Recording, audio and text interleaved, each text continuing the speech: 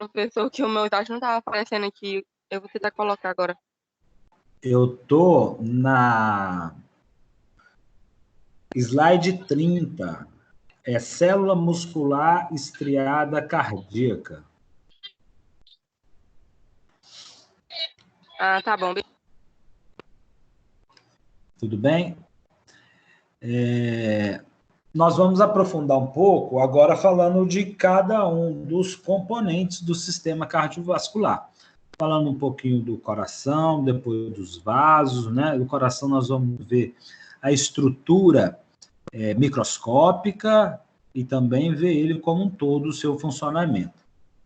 O coração ele apresenta 99% de células musculares contráteis, mas ele apresenta 1% de células cardíacas não contráteis, com despolarização espontânea. É o chamado sistema de condução. Esse sistema de condução, pessoal, nós temos o nodo sinusal, as vias internodais, nodo atrioventricular, feixe de His, fibras de Purkinje, são células, perdão, são células cardíacas como as outras, né? São células musculares, mas, porém, dotada de uma capacidade muito mais de atividade elétrica do que de atividade contrátil. Esse sistema, né, esse 1% de célula, ela tem pouca capacidade contrátil, mas ela tem a capacidade de gerar a atividade elétrica e conduzir essa atividade elétrica ao longo do coração, né? Se eu retirar o coração de um mamífero, né, de uma cobaia, um ratinho de laboratório, retirei e imediatamente coloquei na mesa, esse coração continua batendo?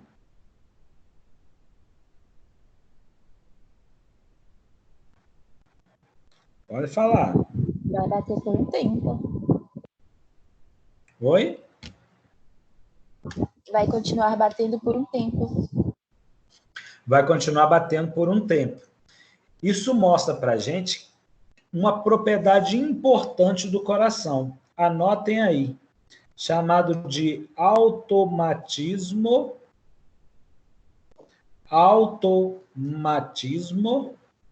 cardíaco. O que é o automatismo cardíaco?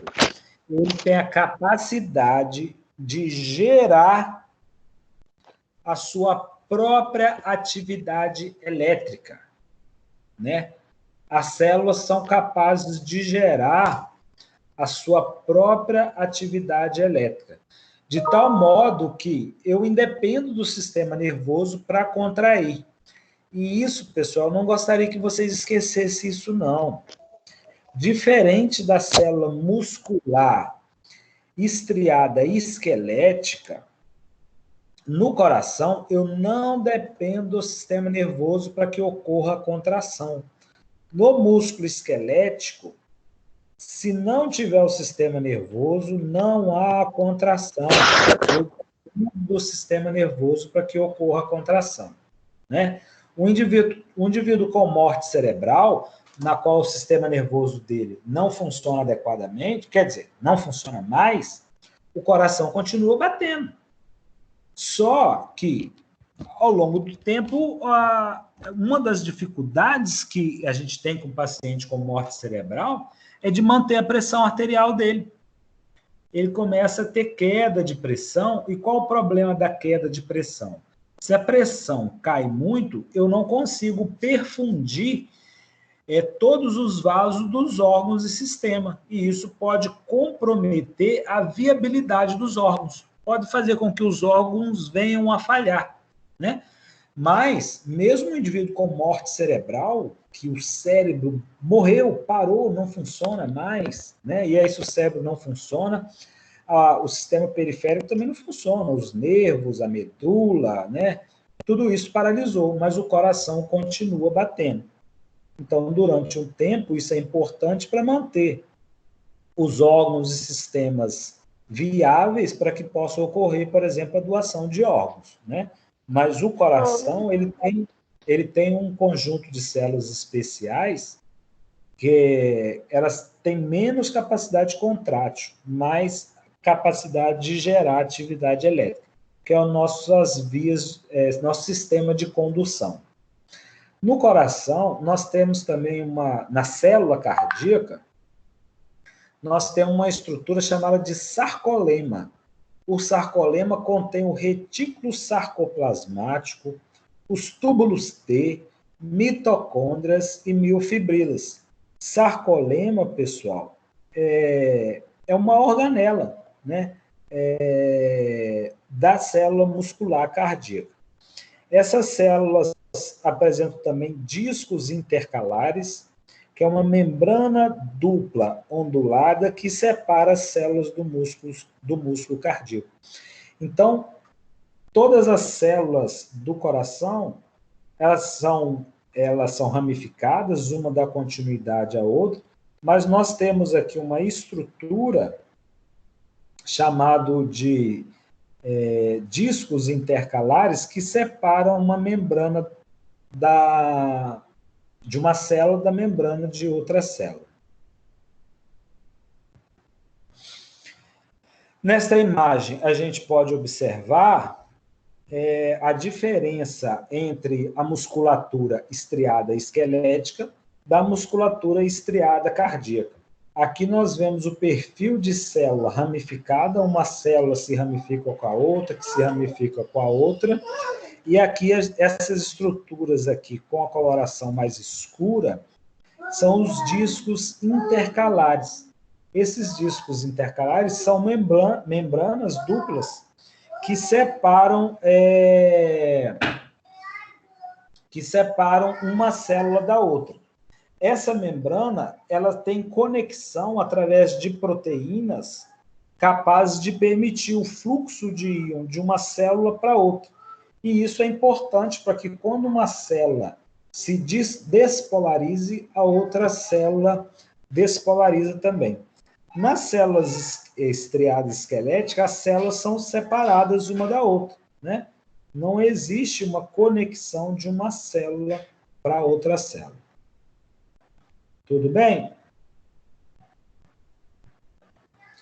Aqui uma microscopia, é uma fotografia microscópica real, mostrando a estrutura e mostrando aqui os discos intercalares, né, que separam uma célula da outra. Né? Aqui ilustrado pelas setas. Nessa imagem, nós podemos ver uma célula ramificada, né? Uma célula dando continuidade à outra, e aqui nessa estrutura mostrando os discos intercalares que separam uma célula da outra. E a gente pode ver uma proteína, são chamadas de junções comunicantes. Essa proteína, ela atravessa a membrana de uma célula até a outra célula.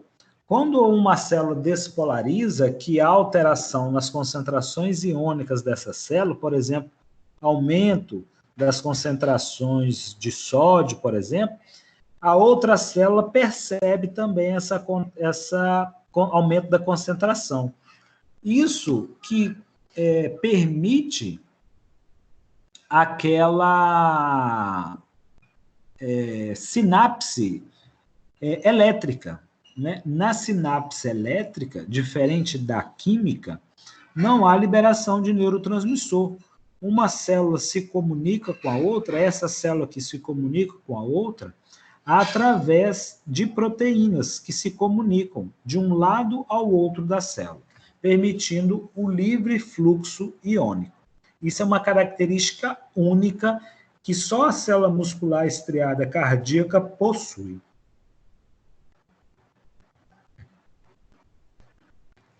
Se a gente pegar uma fibra muscular cardíaca, né, e for olhar essa fibra bem de perto, ou seja, amplificar a estrutura muscular, a gente vai perceber, isso olhando ao microscópio, diferentes linhas.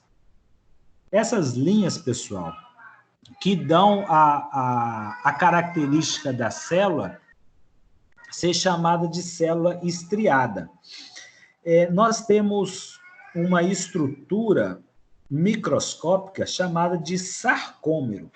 O sarcômero está aqui evidenciado, amplificado, ele vai de uma linha a outra linha. Essa linha que delimita o sarcômero é chamada de linha Z. No meio do sarcômero, eu tenho uma linha que é chamada de linha M. E aí eu tenho uma banda que é chamada de banda A, né? Onde estão a microestrutura da célula. Nessa microestrutura da célula, lá dentro do sarcômero, eu tenho duas proteínas importantes, que são proteínas contráteis. Essas proteínas são as chamadas actina e miosina.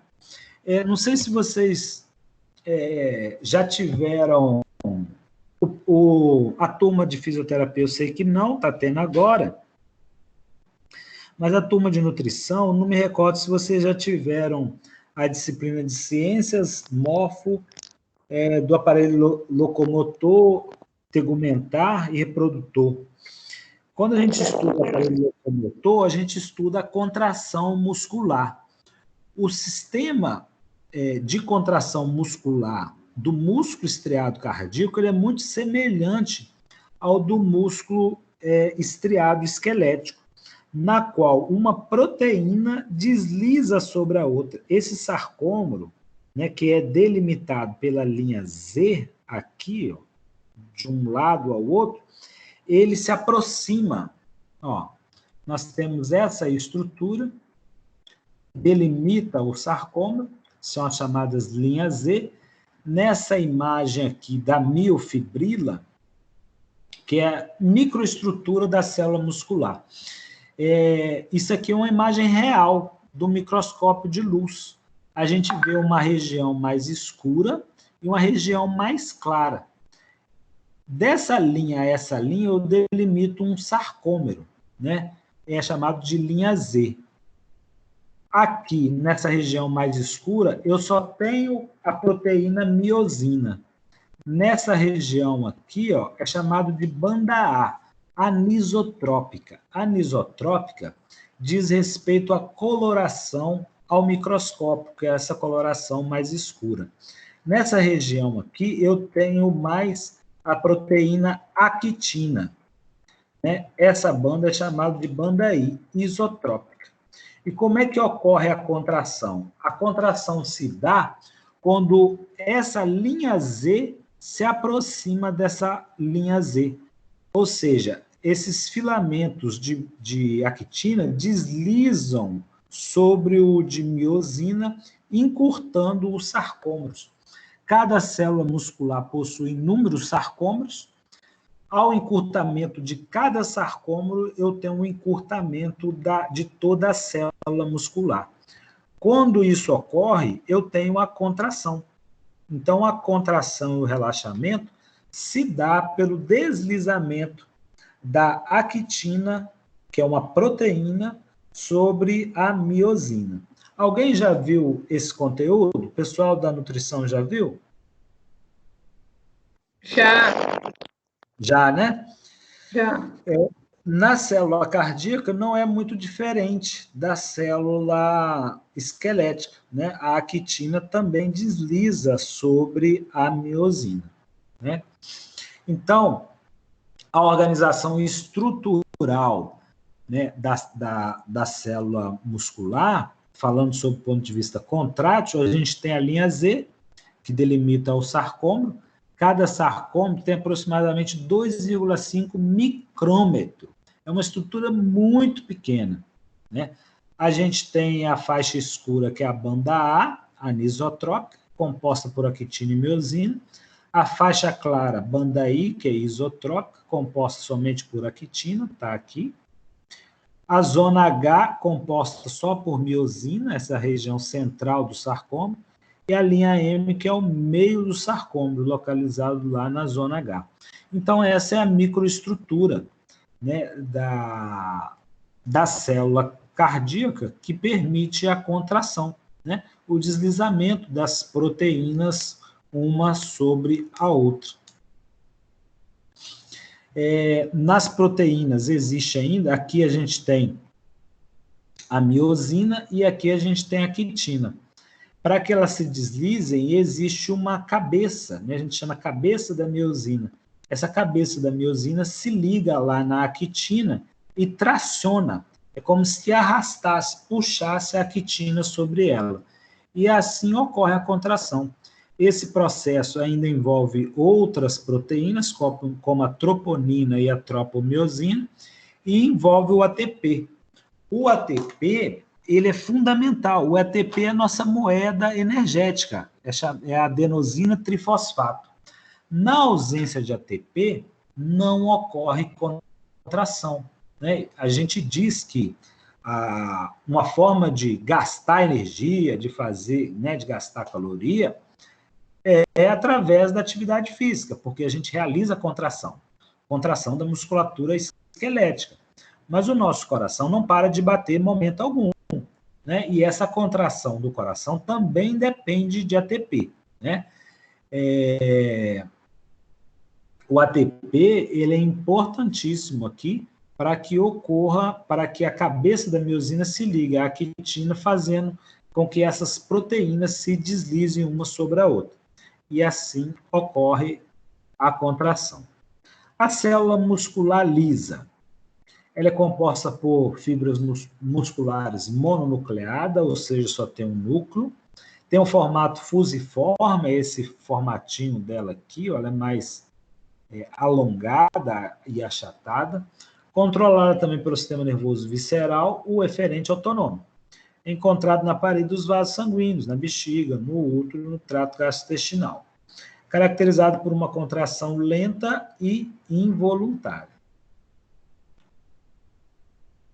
Então, aqui nós vemos um corte transversal de um músculo esquelético, aqui do músculo cardíaco, mostrando a estrutura da célula, e aqui uma imagem ilustrando a célula muscular lisa, né? E aqui uma descrição ainda das características de contração dessas células. A célula muscular lisa ela é importante porque é ela que é o fator contrátil dos vasos. Então, quem é o responsável pela contração dos vasos? A célula muscular lisa. Tanto artérias quanto veias de maior calibre possuem 3 camadas. A camada interna, chamada de camada endotelial, mas tem um nome, camada íntima do vaso. Então, a camada interna, chamada de camada íntima do vaso, ela é revestida por células endoteliais, tecido epitelial, tecido de revestimento. É uma fina camada, pessoal, é uma fina camada, assim. É como se fosse uma célula conectada à outra, formando uma única camada de revestimento, né? São células endoteliais. A camada média, ela é composta de tecido muscular. E a camada externa é o tecido conjuntivo. Essas 3 camadas aqui estão presentes na maioria dos vasos, com exceção de vasos de muito pequeno calibre. Nós temos arteríolas e capilares que elas só têm uma camada de células endoteliais. É como se fosse só essa camada interna. Ela não tem tecido muscular e nem tecido conjuntivo. Antigamente, achava-se que essas 3 camadas, né? Claro, a célula muscular, a camada muscular é importante por causa da contração, né? E o tecido conjuntivo dá segurança, robustez ali para o vaso. Acreditava-se que essa camada aqui não tivesse muita importância para o vaso, pois na década passada, uma substância produzida por essa camada do vaso, foi a substância mais estudada da década, né? E deu ao indivíduo, a 3 indivíduos, o Prêmio Nobel de Medicina e Fisiologia. E ainda revolucionou a sexualidade masculina, né? Essa substância é chamada de NO. NO, que é a abreviação para uma substância chamada nitric oxide, ou, no português, óxido nítrico. O óxido nítrico, pessoal, é um gás bastante volátil, liberado por escapamento de automóveis, é produzido por raios e trovões, e nunca imaginou-se que ele pudesse ser produzido pelo nosso corpo. Um pesquisador chamado Robert Furchow, né, ele chegou no laboratório dele, e no laboratório tem como a gente isolar o vaso de um animal para estudar, para testar drogas que têm ação sobre o vaso. Por exemplo, testar drogas vasoativas, capazes de fazer o vaso contrair, capazes de fazer o vaso dilatar. E lá no laboratório tinha um vaso amarrado dentro de uma cubazinha com uma solução e preso a um sensor conectado a um computador. De tal maneira que toda vez que esse vaso contraía, a gente percebia a contração olhando no monitor do computador, porque marcava lá um registro de contração. Aí o técnico do laboratório pegou o vaso de um animal, de um ratinho de laboratório, seccionou lá um pedacinho desse vaso, uns 2, 3 centímetros do vaso, e quis limpar por dentro do vaso, pegou um cotonete e limpou por dentro do vaso, passou o cotonete. E amarrou lá esse vaso e foi monitorar a contração do vaso. E percebeu que o vaso não contraía. Quando o pesquisador chegou, ele falou, olha, esse vaso não está respondendo, ele não contrai. Vou descartar essa amostra porque não está boa. Aí ele falou, não, então você vai pegar outros 2 vasos, e aí perguntou, né, o que ele tinha feito. Ele falou, não, eu só limpei por dentro dos vasos, passei um cotonetezinho para limpar. Ele falou, então você vai pegar mais 2 vasos, não vai limpar, vai amarrar aí para a gente observar a resposta, e vai pegar outros 2 vasos e vai limpar. Fez o experimento e viu que os vasos na qual passava-se o cotonete por dentro dos vasos, o vaso perdia a capacidade de relaxamento, não relaxava adequadamente. Se ele não relaxava, ele também não contraía como o outro, né? E aí ele não sabia o que era, mas ele chamou de fator de relaxamento derivado do endotélio, né? Isso na década de 80. Na década de 90, já sabia-se que o endotélio era capaz de liberar um fator importante para o relaxamento dos vasos. Não sabia o que era. Seguiu-se os estudos e viu que o endotélio era capaz de produzir o NO, esse gás. O NO era produzido pelo endotélio, como gás bastante volátil, ele atravessava a membrana das células e ia parar nas células musculares. Lá nas células musculares, ele diminuía, por exemplo, a afinidade do cálcio pela actina e pela miosina, diminuía o deslizamento da actina sobre a miosina e fazia com que o vaso relaxasse. Aí ele falou, olha, mas o NO, existem substâncias que têm o NO. A nitroglicerina, que já era usada desde mais de 50 anos atrás, já sabia que a nitroglicerina exercia um papel no nosso organismo.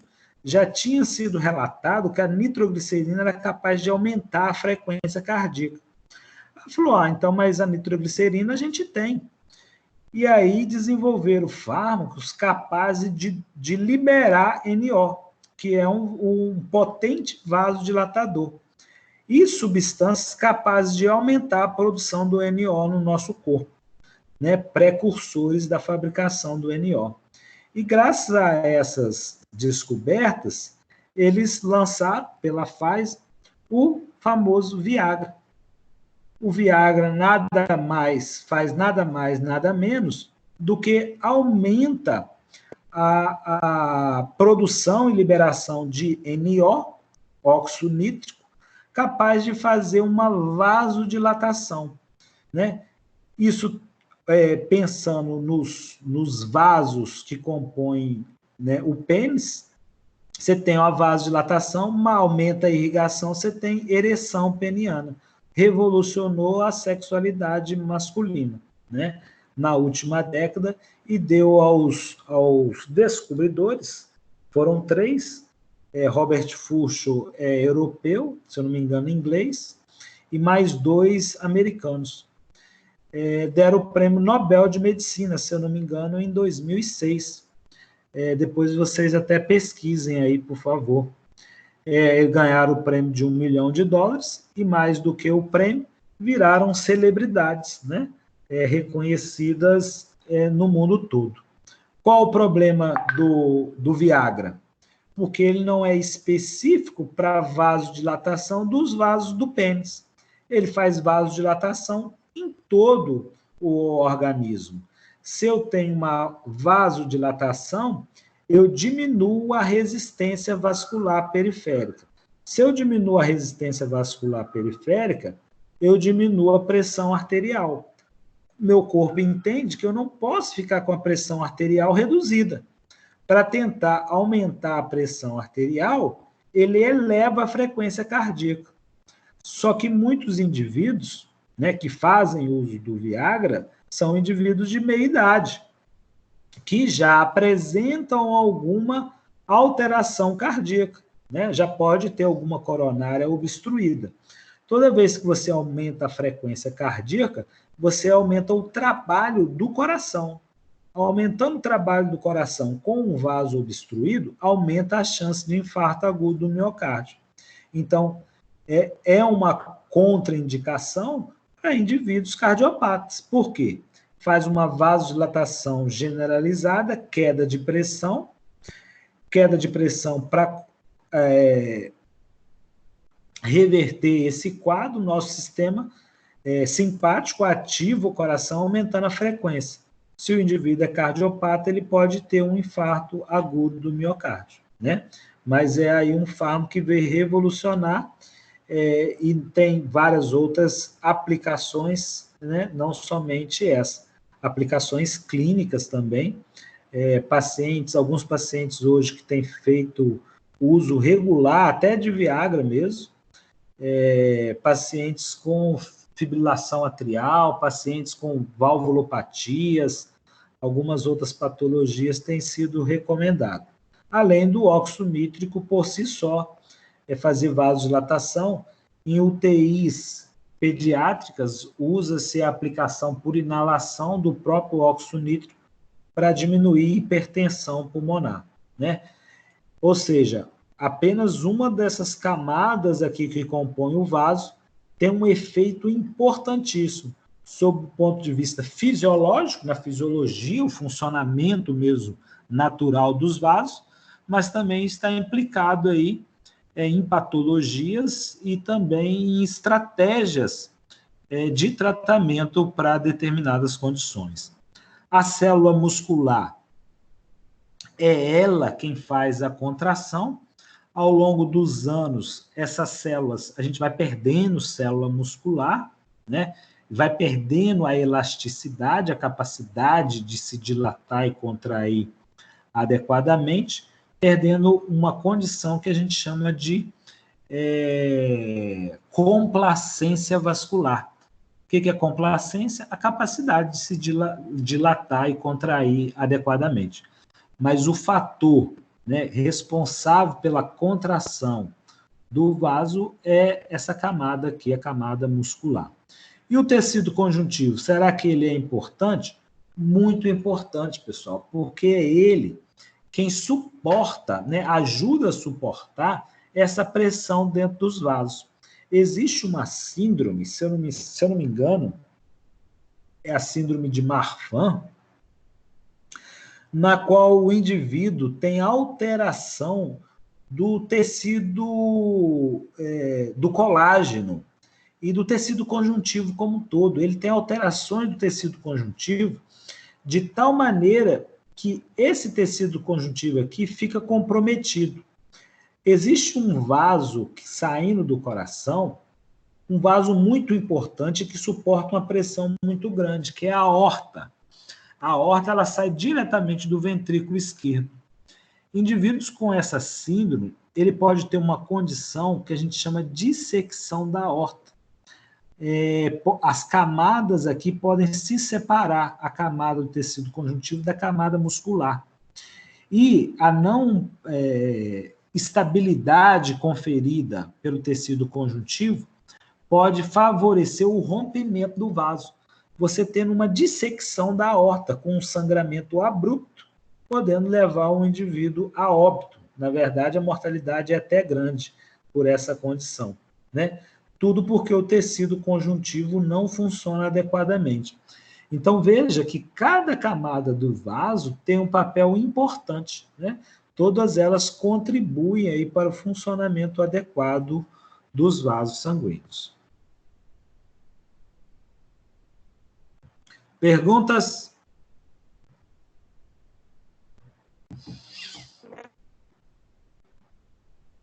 Estão acordados ou já dormiram?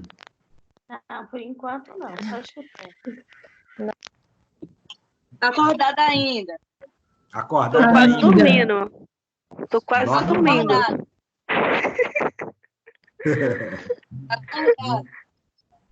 Não dorme, não. Então, vamos lá. Dando continuidade, né? Já vimos um pouquinho da estrutura cardíaca, da estrutura vascular. Vamos ver um pouquinho do sistema circulatório. O sistema circulatório ele é responsável por distribuir e captar as substâncias por todo o nosso corpo. É constituído, como dito anteriormente, pelo coração, que é o órgão central do sistema circulatório, pelo sangue, que distribui às células nutrientes, oxigênio, substâncias hormonais e capta os produtos finais do metabolismo, por exemplo, o dióxido de carbono. E pelos vasos sanguíneos, que são os tubos por onde o sangue circula, incluindo artérias, veias, capilares. Qual a função do coração, pessoal? Bombear sangue. Não! Já falei no início. Sofrer. Sangue em quantidade suficiente para cada parte do corpo? Sofrer, diz um aí. Exatamente. Ele tem que bombear sangue de forma em quantidade suficiente. Então, a função do coração é gerar débito cardíaco anterógrado adequado às necessidades metabólicas. Não basta só bombear. Se o meu coração bombear meio litro de sangue por minuto, isso não vai ser compatível com a vida, né? Ou pelo menos com as necessidades. Então, ele tem que bombear uma quantidade adequada de sangue. Hoje se arrumou toda, né? O coração, ele é um órgão cuja função está associada à produção de pressão, para que o sangue possa chegar à totalidade de células presentes no organismo. Para isso, ele tem que estar com força, né? A gente tem que ter força de contração para gerar uma pressão. Antigamente, pessoal, acreditava-se que a hipertensão ela fosse necessária para manter a perfusão dos órgãos e tecidos. E antigamente a hipertensão era chamada de hipertensão essencial. A hipertensão primária, ela era chamada de essencial, porque acreditava-se que ela era um fator que ocorria para manter a perfusão dos órgãos e tecidos. Hoje já se sabe que não, né? Que ela não é essencial.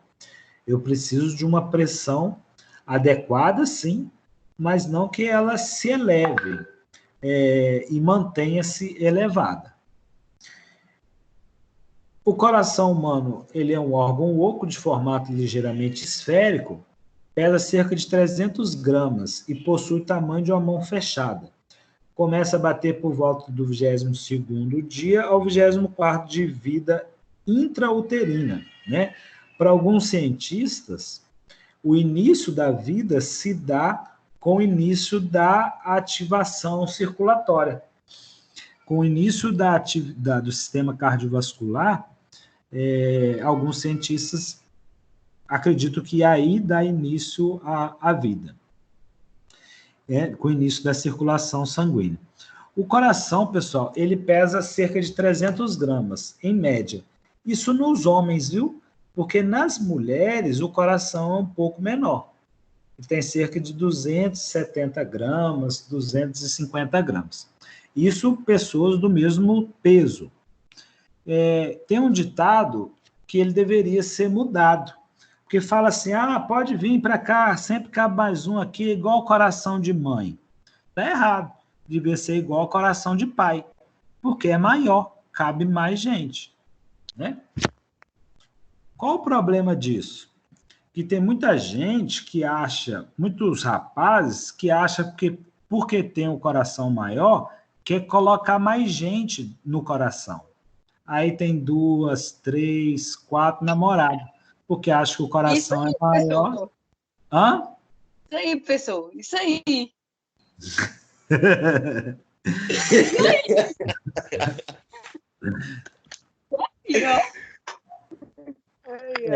Mas não é porque o coração é maior que tem que colocar mais. Mas se bem que cabe Isso aí, mais, é né? só uma, professor.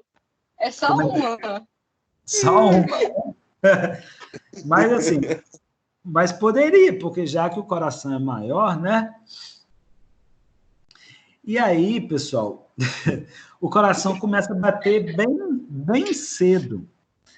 E não para nunca mais, não é verdade? Quando que o coração da gente para? Ô, professor. Ô, professor, mas tem uma doença, eu não sei qual que é o nome, não. Mas esse tempo morreu uma pessoa em Poço Samata, um rapaz, na verdade, que o coração dele inchou, cresceu, ele pegou e morreu. Agora, porque isso eu não sei. Vou explicar. É a cardiomegalia, né? O aumento do coração. O principal fator é a hipertensão. O coração fica hipertrofiado. É como Sim, professor. A questão é que ele era um jovem, ele tinha 18 anos. Existe, aí não é comum, não. Mas tem uma condição que pode causar isso, que é a doença de Chagas, né? A doença de Chagas, ela pode... O agente patogênico pode se implantar no tecido cardíaco e fazer uma hipertrofia, fazer o coração aumentar e o aumento do coração ele é diferente do aumento do músculo esquelético. Quando a gente vai na academia, a gente impõe aos nossos músculos uma resistência maior, né? A gente fica lá levantando o peso. Isso faz com que o meu músculo hipertrofie. E isso aumenta a minha força. No coração, isso não é verdade, porque a hipertrofia cardíaca ela não é seguida de aumento de células musculares, mas aumento de tecido conjuntivo. E o tecido conjuntivo não tem capacidade contrátil. Então, o coração fica hipertrofiado, mas sem força. Oi? Agora. Tá falhando, não estou ouvindo, não. Professor. Você vai gostar.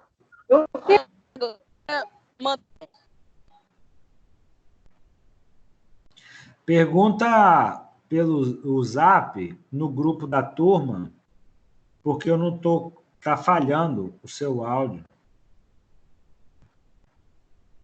Pergunta lá, enquanto isso eu vou dando continuidade, depois eu retorno para responder.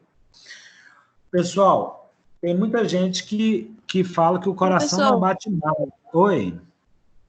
tem a questão também dos pacientes oncológicos, né, que são submetidos à quimioterapia e radioterapia. A radioterapia também ocasiona também a miocardiopatia. Sim, pode danificar assim o tecido. Tem outras condições, viu? Algumas infecções. A gente pode ter, por exemplo, hipertrofia isolada de ventrículo direito por causa de hipertensão pulmonar, pacientes com doenças pulmonares, pode comprometer o coração, a doença de Chagas, lesões mesmo no coração, certas infecções que comprometem o próprio tecido, casos de obstrução, né, causada por infarto, que pode levar a lesões no músculo cardíaco e depois um remodelamento do tecido. Então, tem várias situações que podem comprometer a estrutura muscular, né? Mas a mais comum é a hipertrofia, a cardiomegalia, né, que é o chamado coração grande, ocasionado pela hipertensão. É o principal. O aumento da pressão arterial faz com que o coração imponha ao coração uma maior força de trabalho. Ele tem que trabalhar contra uma resistência maior, impõe uma resistência maior. E isso, ao longo dos anos, claro, não é um processo rápido, faz com que o coração se hipertrofie. E a hipertrofia dele não gera aumento de força, né? Infelizmente. Olha só, pessoal, como é que o nosso coração trabalha. Acredita-se que seja uma das bombas mais eficientes do mundo, né? O coração humano ele bate cerca de 75 vezes por minuto, 4.500 vezes por hora, 108.000 vezes por dia, 3,2 bilhões de vezes por mês, 39 bilhões de vezes por ano, 2,7 trilhões de vezes em cerca de 70 anos, né? Agora, tem gente que fala que o coração não bate mais, só apanha, né? Mas ele tem um trabalho incrível e em momento algum ele para de trabalhar. Ou ele pode parar? O coração pode parar, pessoal? De forma alguma. De forma alguma. Mas tem situações em que ele para? Só se a pessoa vê óbito, pessoal. Sem óbito. Ah, Parada professor, então não. Ele pode diminuir o ritmo, mas eu acho que ele pode diminuir o ritmo. E quando a gente... pode falar. E quando no caso de parada cardíaca, que o médico vai lá e reanima o paciente? Normalmente, na parada cardíaca, ele fica fibrilando. Ele tem uma contração, mas que não é efetiva. É uma contração muito rápida. Então não para totalmente. Ele não chega a parar. Mas tem uma condição que ele para. Qual, professor? Quando termina o relacionamento e tal.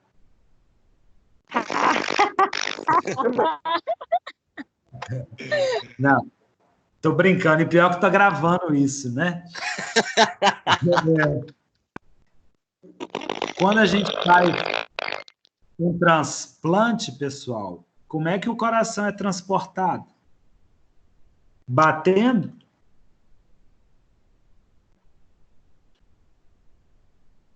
Ué, professor? E você tudo repostado depois, né, professor? Como é que é? Você tudo repostado depois. Sim, sim. O coração, pessoal, quando ele vai ser transplantado, ele é transportado sem contração, né? Ele é colocado dentro de uma sacola com uma solução de preservação, né? Uma solução que a gente chama de cardioplégica, que protege ali as células do coração, o tecido, colocado dentro de um isopor com gelo, para diminuir ali o metabolismo celular e não permitir que ocorra morte celular. mas esse coração está paradinho, sem bater, sem contração. Quando ele é colocado no indivíduo que vai receber o coração, dá-se um estímulo elétrico e o coração volta a bater, né? Ou seja, olha que fantástico, o coração capaz de parar e depois voltar à sua atividade e voltar a trabalhar. Eu tenho um trabalho publicado, eu apresentei em Cuba, num congresso latino-americano de engenharia biomédica, em 2011, 2012, se eu não me engano. Eu fiz um experimento na qual a gente manteve o coração de uma cobaia parado por 10 minutos, e depois a gente colocou uma nova solução, a gente oxigenou a solução que perfundia o coração, e esse coração voltou a bater, né? Esse era a base do desliga o microfone. Esse trabalho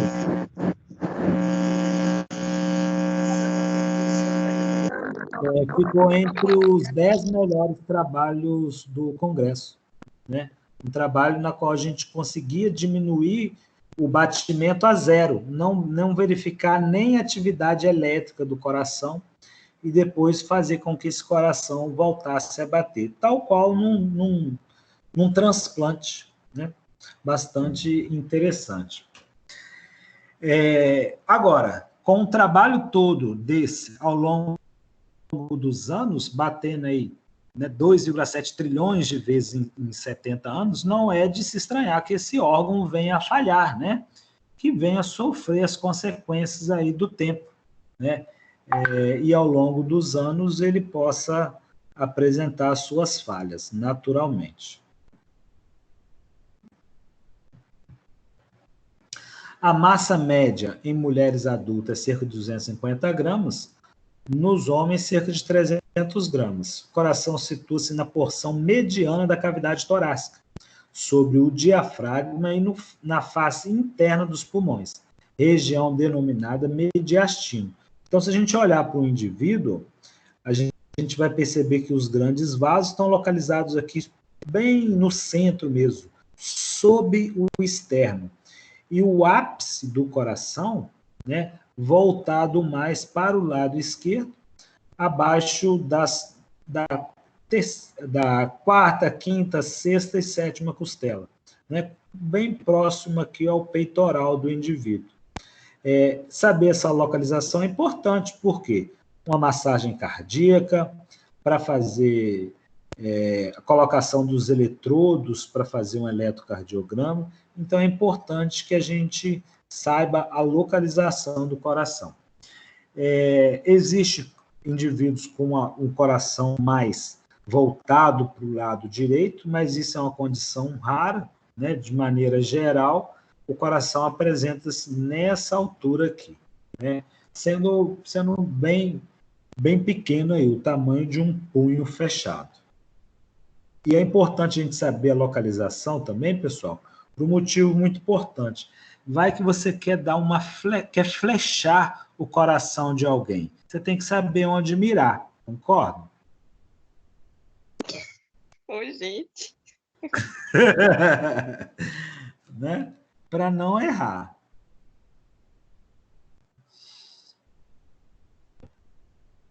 Aqui é a estrutura do coração, é uma visão aqui interna, né? A região conectada aos vasos é a base do coração. E a região mais voltada à esquerda aqui é o que nós chamamos de ápice do coração. A superfície inferior está em íntimo contato aqui com o diafragma. E através do diafragma existe um tecido que reveste o coração. Esse tecido ele é muito semelhante à estrutura do diafragma. O diafragma, claro, é um músculo, mas em volta aqui do diafragma a gente tem um tecido conjuntivo que ajuda a revestir aí o coração. Essa borda aqui é a borda direita, essa aqui é a borda esquerda. nessa imagem, um corte transverso, né, a gente vê a localização dos pulmões aqui, bem ao lado do coração. Aqui as câmaras cardíacas, né, e aqui algumas válvulas. E os vasos, né? Essas imagens a gente consegue observar através dos exames por imagem, tomografia, ressonância magnética. Aqui os pontos, nós temos aqui terceira, quarta, quinta, sexta e sétima costela, aqui o externo, e os pontos, né, a borda superior direita, esquerda, ponto inferior direito e o ponto inferior esquerdo. Isso aqui é importante, sobretudo, para colocação de eletrodos para a obtenção do eletrocardiograma. 2/3 do coração estão voltados para o lado esquerdo do indivíduo e apenas 1/3 para o lado direito. Né? Como eu disse antes, aqui a gente tem um diafragma e em volta do coração a gente tem um pericárdio. Então, o coração é revestido por uma estrutura, é uma estrutura de tecido conjuntivo, uma estrutura rígida, mas ela permite aqui que o coração se movimente dentro dela. Existem algumas situações, no caso de infecções, lesões, que pode ter acúmulo de líquido nessa região, chamado de pericardite. Isso pode pressionar o coração, dificultando o seu bombeamento. Quando o coração se enche de sangue, que ele se expande mais, né? Se tiver líquido aqui dentro do pericárdio, pode comprometer a funcionalidade do coração. Então, é importante a gente saber que o coração é revestido por uma estrutura chamada de pericárdio. Aqui a estrutura muscular, nós temos 3 camadas, uma camada interna que está lá em contato com o sangue no interior das cavidades, é chamado de endocárdio. A parede mesmo, né, mais espessa, que é o miocárdio, uma parte externa, que é o pericárdio, e entre o pericárdio e o miocárdio, nós temos o local onde ficam os vasos sanguíneos, as coronárias. Esses vasos são importantes porque é eles que fornecem sangue para o músculo. Ora, esse músculo trabalha o tempo todo. Se ele está trabalhando, ele precisa de sangue, precisa de oxigênio, né? Casos de obstrução desses vasos, chamado de aterosclerose, não confundir com arteriosclerose, escrevam aí, aterosclerose, é um processo de obstrução das artérias coronarianas que podem comprometer a irrigação para o músculo cardíaco, ocasionando inicialmente dor e, caso essa obstrução seja total, pode ocasionar morte celular. Se a célula morreu, ela não conduz atividade elétrica. Se ela não conduz atividade elétrica, isso pode gerar uma arritmia e a arritmia levar ao óbito o paciente. Infelizmente, está entre as condições mais incidentes no Brasil e no mundo, sendo uma das principais causas de morte, tanto no Brasil quanto no mundo. Pessoal, aqui as coronárias, né? As principais coronárias. Aqui a gente tem um vaso importante, a aorta. Em 2, a gente tem a coronária, o ramo esquerdo. Em 3, a coronária descendente anterior. Em 4, a coronária circunflexa, que irriga aqui átrio esquerdo, parte do ventrículo e átrio ventrículo esquerdo e também ventrículo direito, e a artéria coronária direita, em 5. Essas coronárias são os vasos aqui, que são ocasionadores, né, dos infartos agudos, porque elas podem obstruir. Uma obstrução numa raiz mais calibrosa, eu vou ter uma área de lesão maior. Se eu pego um vaso menor, uma área de lesão menor. Beleza? Pessoal, cansamos? Vamos parar por aqui? Eu não vou perder o busão. Vai perder o quê? O busão. Tá na hora do ônibus, né? Nós paramos no slide 53, falando aqui, então, da irrigação, da circulação. Deixa eu ver quantos se mantiveram presentes até o momento, pelo menos conectados, né? Até agora, apenas agora 15, mas tinha 20 e poucas pessoas. Agradeço aí pela participação. Se quiserem fazer perguntas, fiquem à vontade. Vou tirar aqui um print do nome de vocês. Opa, aí sim. Para fazer uma média, né? Face aqui os guerreiros que estão aqui até agora. E vou desligar aqui a gravação.